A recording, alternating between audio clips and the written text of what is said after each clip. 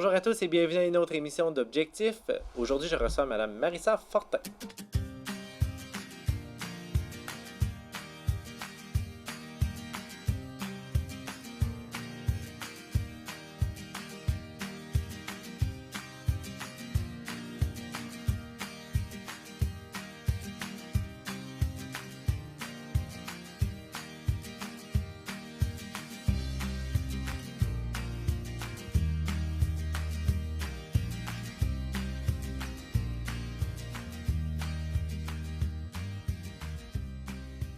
Bonjour Marissa. Bonjour. Ça va bien? Ça va bien, toi? Ben oui. Merci de venir nous faire découvrir ce nouveau produit. Bien, merci à toi de m'avoir invité. Très contente d'être ici. Ça fait plaisir. Écoute, on va discuter pendant la prochaine émission de liqueur de whisky. Là, on va repartir à la base. Là, toi, de formation, ta formation, c'est quoi? Moi, ma formation, en fait, j'ai tout le temps été en affaires. Ça a tout le temps été ma passion. Dès un jeune âge, j'ai quand même été exposée à ça via mon père qui est entrepreneur. J'ai étudié là-dedans aussi à Montréal en affaires internationales. Par la suite, j'ai travaillé pour une compagnie japonaise internationale en développement des affaires. Donc, trouver des partenariats, des possibilités d'investissement ici au Québec. Puis ensuite, j'ai travaillé pour une autre entreprise internationale, mais dans l'alimentation. Donc, on vendait à des gros clients partout dans le monde. Donc, de la très bonne expérience. Puis, en fait, c'est de là que m'est venue l'idée éventuelle là, de partir mon entreprise avec un modèle d'affaires similaire. OK. Puis, c'est venu se joindre avec un retour dans la région ici. L'idée de faire, peut-être pas une liqueur de whisky à l'époque, là, mais l'idée de développer un produit alcoolisé, c'est parti de où? Oui. Ben en fait, écoute, c'était un produit, pas qui me manquait à ma vie, là, mais que je recherchais souvent dans différentes sphères de ma vie, que ce soit au niveau personnel, avec mes amis, ou quand on sortait, par exemple, puis que je voulais pas boire un gin tonic ou un produit avec du soda, trop de liquide, trop de sucre. Dans ce temps-là, je recherchais un alcool qui pouvait se boire sur glace, que j'allais apprécier, puis ça n'existait pas vraiment. Puis aussi, au niveau professionnel, tu sais, tantôt on parlait un peu de mon expérience. J'ai assisté à beaucoup de soupers, beaucoup de voyages, puis partout dans le monde, le whisky, ça faisait partie de la routine où, après souper, on prenait un verre, puis souvent, j'étais la seule fille dans ces soupers-là, puis tout le monde se prenait un verre de whisky, puis quand venait mon temps de commander, c'était tout le temps un peu, pas malaisant, mais je me sentais à part parce que j'en commandais pas de whisky, il fallait que je regarde la liste des cocktails, c'est-à-dire. Donc, c'était comme... parce qu'il n'y avait pas l'alcool, ça fait partie de ma vie. Puis, il n'y avait pas vraiment de produits que j'aimais tant que ça au niveau des spiritueux. Donc, ça a commencé par là, mon idée de partir une compagnie d'alcool. Puis là, finalement, bon, il vient se greffer des gens pour développer ton idée, parce que de ce que je comprends, c'est que t'as pas de formation, je vais dire, en chimie ou en bioalimentaire, ou en tout cas dans un domaine connexe pour ça. Donc, il a fallu sûrement que tu ailles chercher de l'expertise pour développer, pour arriver à développer ERA, là. Oui, exactement. Non, je me suis super bien entourée. Au début, quand j'avais mon idée initiale, c'était de créer un whisky qui serait plus accessible, puis que moi j'aimerais, puis que les femmes aimeraient aussi. Donc, mon premier réflexe a été de contacter la première personne qui a développé un whisky québécois ici. J'ai parlé, trouvé l'idée intéressante. Donc, ça s'est fait de fil en aiguille. J'ai contacté certaines personnes clés dans l'industrie. Tout le monde était super enthousiaste, donc je me suis vraiment bien entourée, ce qui a fait une grosse différence dans le développement de mon produit et de mon entreprise, là. Puis, on parle de combien de temps d'essai-erreur, je vais dire peut-être ça comme ça. Ça a-tu été long à arriver à dire « OK, ça y est, là je l'ai, là ». Oui et non. On a commencé à travailler sur la recette en juin dernier. Puis, on avait soumis notre offre à la SAQ en août. Donc, ça s'est fait assez rapidement, mais oui, beaucoup d'essais-erreurs. J'avais une idée très fixe dans ma tête. Mais comme je t'ai dit, la personne qui m'a aidé à développer la recette, c'est un expert dans l'industrie. Puis, On a bien travaillé ensemble, donc ça s'est fait assez bien. Mais oui, chaque détail a été réfléchi, puis je suis quelqu'un de très perfectionniste, donc oui, beaucoup d'essais-erreurs. Mais je suis contente maintenant. Là, la recette finale, c'est vraiment ce que je recherchais. Là. Mais, parlons-en finalement de la recette. On a les bouteilles là, qui sont devant nous.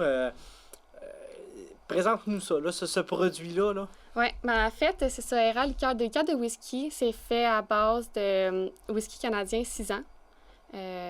Puis, ça a 25 % d'alcool, donc justement, c'est moins fort qu'un whisky habituel.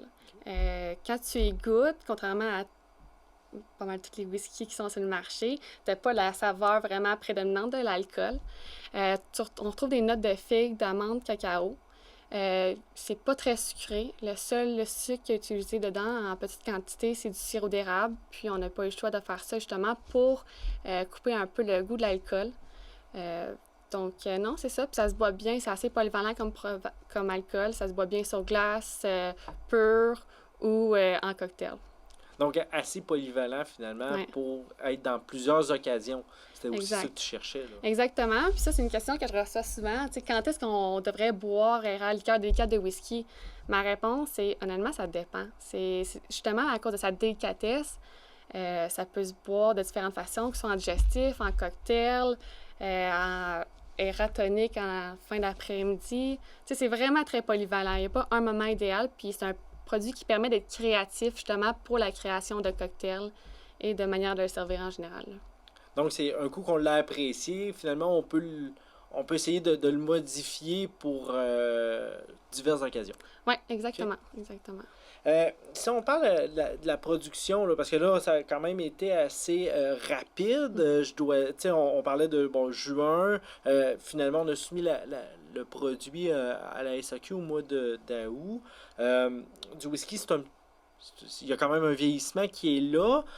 Comment on fonctionne, là? Parce que c'est un peu le jeu de la poule et l'œuf, là. Donc, lequel qui vient en premier? Oui, exactement.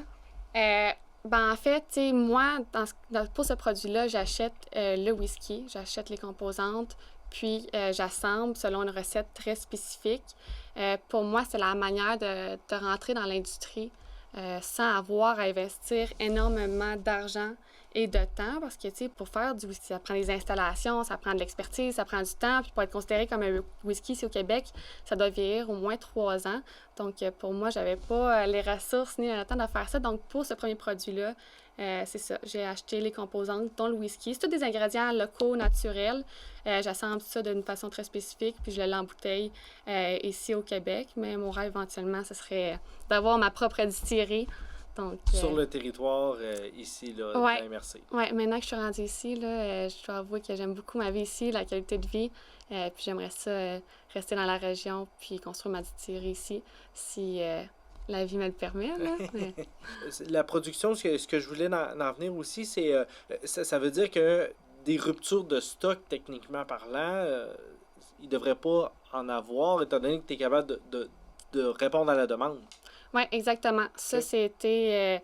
quand j'ai développé ce produit-là, ça a été une des premières choses que j'ai pensées. Tu ne veux pas avoir de rupture de stock. Mm-hmm. Donc, tout l'approvisionnement a été réfléchi, justement, pour pas non seulement pas avoir de rupture de stock, là, mais idéalement que la demande augmente pour qu'on soit capable de fournir à la demande. Parce que c'est sorti au mois de mars à la SAQ.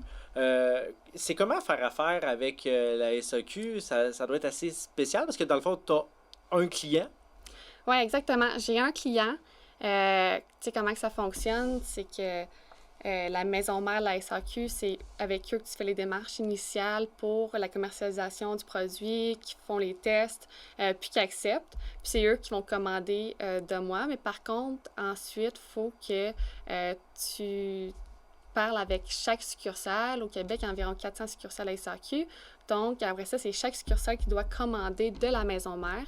Donc, c'est le fun d'avoir un client, mais c'est comme si j'en avais plusieurs clients, finalement. Okay. Puis, je travaille, c'est ça, tu sais, souvent dans ce milieu-là, on travaille avec des agences qui t'aident, justement, à communiquer avec ces 400 succursales-là. Là. Donc, moi, je travaille avec une agence qui m'aide là-dedans. Dans le fond, ce que je comprends, c'est que chaque SAQ est indépendante dans ses commandes de produits.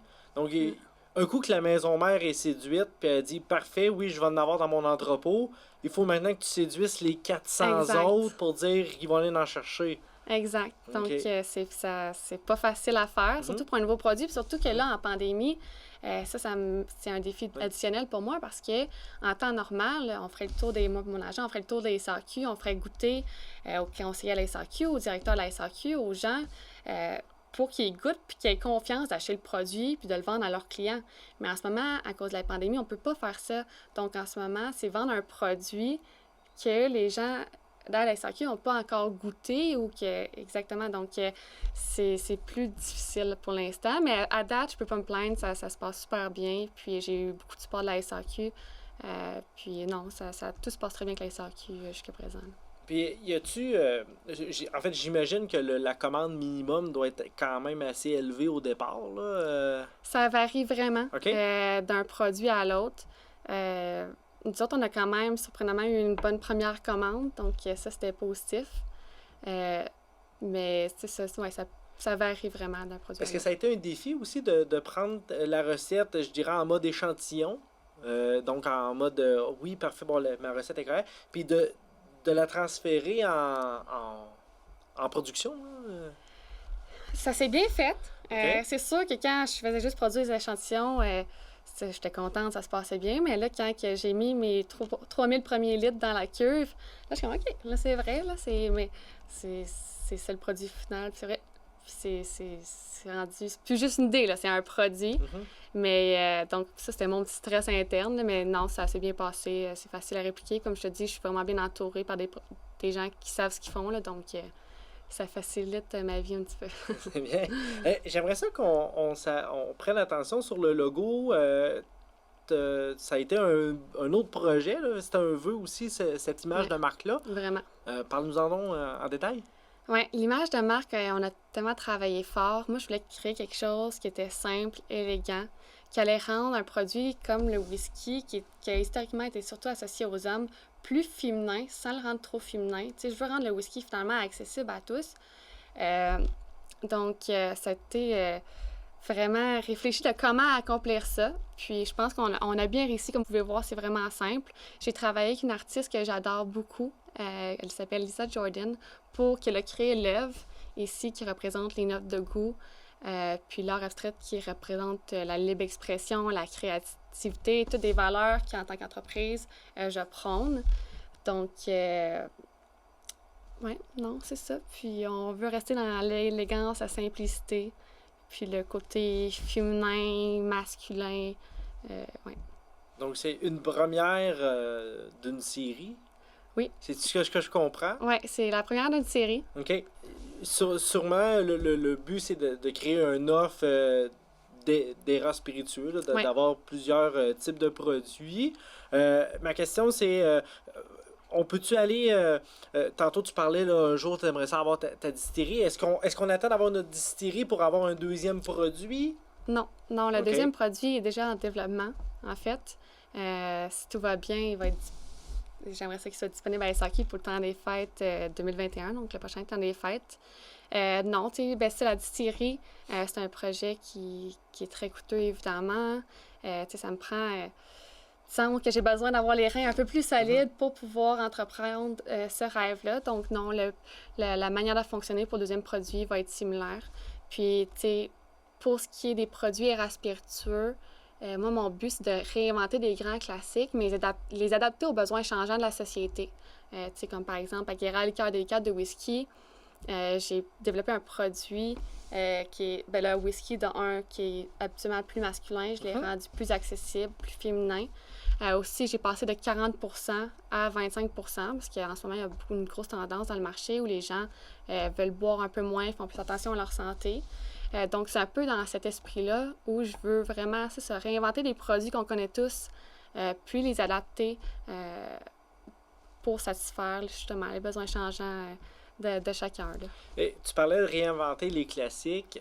Est-ce que ça veut dire, de ce que je comprends, on quitterait un peu le whisky pour aller dans une autre base d'alcool différente? C'est une possibilité. C'est une possibilité? Ok, c'est bon. C'est une possibilité. Ce que je comprends, c'est qu'on n'aura pas nécessairement plus de détails, mais quand même, non, mais ça nous donne une occasion de penser à finalement toutes les possibilités qui s'offrent à toi, là, parce qu'il y en a plein de... Oui, il y en a plein, puis honnêtement, je suis vraiment excitée. Mon expérience s'est vraiment bien déroulée avec le premier. C'était une belle industrie. Puis non, j'ai hâte au deuxième déjà. Là. Écoute, si c'était juste de moi, on serait déjà au quatrième, là, mais une chose à la fois. Là. OK, ben, parce que dans le fond, ton plan est déjà établi de développement de produits. L'idée de base, on doit dire, là? Ben oui, c'est quand même établi, mais pas finalisé à 100%. On va voir... Comme ça fait juste 2 semaines que ce produit-là est disponible à SAQ, là, donc je vais voir comment ça se passe avec celui-là avant de concrétiser mes plans pour les prochains produits. Là. J'aimerais ça qu'on le mentionne aussi. Tu remets une partie, dans le fond, de l'achat de la vente de la bouteille à des organisations. Oui, exactement. Pour moi, c'était vraiment important. En tant que personne, j'ai tout le temps voulu aider, faire une différence.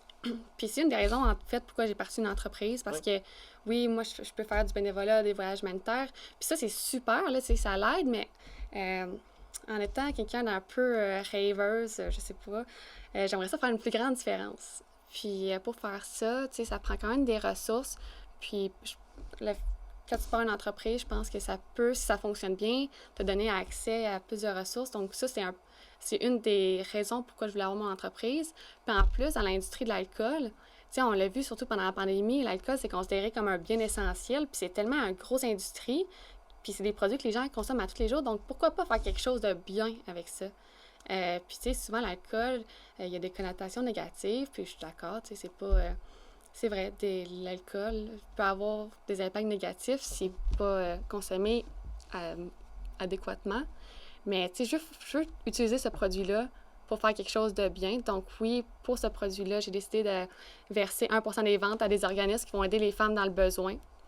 Non, c'est ça. Puis pour l'instant, c'est juste 1% parce que mon entreprise n'est pas encore exactement profitable, entreprise en démarrage, mais le but, c'est de pouvoir, au fil des années, augmenter ce pourcentage-là ou ma contribution en tant qu'entreprise et personnelle aussi. Là. Pour finalement essayer de faire une différence dans le milieu. Là. Exactement. Faire une différence dans la vie des gens. Je trouve que c'est important de tout le temps redonner. Puis, honnêtement, dans l'industrie de l'alcool, si tout le monde faisait comme moi, 1%, ça serait une très grosse somme, là, très considérable. Donc, c'est un peu dans ce sens-là que je veux travailler. Puis, honnêtement, je vais essayer d'encourager les gens aussi dans l'industrie d'en faire autant. Une belle vision pour ça. Présentement, est-ce que tu es seule à travailler pour ton entreprise? Oui, moi, je suis la seule dans mon entreprise. Je travaille avec... je me sens entourée de consultants selon mes besoins. Mais ouais, pour l'instant, je suis seule, puis je fais un peu de tout. Donc, ça en fait beaucoup, mais j'aime ça. C'est mon bébé, je vis que pour ça. Puis, idéalement, c'est ça que j'aimerais ça grossir mon équipe bientôt ou éventuellement. Mais justement, ça... pas encore financièrement rendu là, donc... ça serait plus à quel niveau? Pour pallier la production ou plus pour faire du développement des affaires? Je pense que ce serait plus au niveau du développement, marketing. Au niveau de la production, ça, j'ai la main là-dessus. C'est juste, surtout au niveau marketing, développement de nouveaux produits, réseaux sociaux. C'est beaucoup pour une personne. Puis honnêtement, ça, c'est pas comme l'aspect réseaux sociaux, là, je suis en train de le découvrir, là, mais c'était pas mon expertise, ça, c'est pas mon expertise, là, donc avoir quelqu'un à ce niveau-là là, qui pourrait m'aider. Là. C'est un monde, hein? C'est un autre monde complètement, honnêtement, j'ai fait le saut, là, puis on dirait que je me surprends à être sur mon cellulaire 24/7 depuis 2 semaines, donc j'essaie de doser ça, mais c'est tellement important, en 2021, puis c'est le fun parce que, justement, les gens s'intéressent à mon produit, je suis vraiment contente, c'est juste que je suis en train d'apprendre comment naviguer au travers de tout ça, là. Il reste quelques minutes à l'entrevue. Moi, on en a parlé un peu, tu l'as expliqué, mais si, mettons, je ne suis pas encore convaincu, là, qu'est-ce qui ferait que, du moins, moi, je dirais aller vers de la nouveauté? Tu sais, qu'est-ce qui ferait que j'irais vers de la nouveauté? Ben, qu'est-ce que c'est? Juste pour faire différent, tu sais, expérimenter, découvrir. Ça fait différent, ce produit-là, justement, du gin à vodka. C'est aussi 25 d'alcool au lieu de 40. Je pense que c'est une expérience complètement différente que les gens vont apprécier. C'est ça, c'est un produit québécois, ingrédients locaux, naturels. Puis c'est un produit très polyvalent, tu sais, comme si tu l'as à la maison dans ton bar, c'est un produit qui va bien servir et plaire à tous tes visiteurs, les gens qui t'entourent, puis que tu vas pouvoir utiliser de différentes façons. Là. Ce ne sera pas la bouteille qui va rester dans le fond du bar pendant 3-4 ans. Là. Puis là, tu vas te dire, ah, ouais, dans le fond, j'avais oublié que j'avais acheté ça, là, parce que c'est très spécifique comme utilisation. Là. Ça, je pense que c'est un beau produit passe-partout, qui est délicat, justement, puis qui plaît, jusqu'à présent, en tout cas, qui plaît à beaucoup de gens. Ben, pas mal tout le monde qui ont goûté. Là. C'est sûr que devant moi, ils diront peut-être pas le contraire, là, mais, ouais. Et donc, disponible en SAQ. Oui. Combien de SAQ? Hier, 89. Donc, on fait notre entrée progressive dans les succursales au Québec. On peut voir sur le site de la SAQ là, dans quelle succursale il y en a disponible. Parfait. Mais il y en a pas mal dans toutes les régions jusqu'à présent. Là. Puis, est-ce qu'un jour, on va être disponible aussi dans les restaurants, bars? Oui. Bien, j'aimerais ça, c'est certain. Même ici, à Thetford, il y a déjà... la microbrasserie La Porte d'à côté qui l'ont. Il y a quelques restaurants qui se sont intéressés. Donc, en tout cas, dans la région ici, ça devrait venir bientôt. Puis dans le reste du Québec, j'aimerais ça aussi. Ça, je vais mettre mon focus là-dessus, là, quand la pandémie va être plus propice, puis que je vais vraiment avoir bien établi la SAQ. Donc, oui, éventuellement, j'aimerais beaucoup ça. Vincent, merci beaucoup pour ton temps. Puis, je te souhaite de développer d'autres produits. Ça va être très intéressant. Bien, merci beaucoup, j'apprécie. Merci également d'avoir été des nôtres pour une autre émission d'Objectif.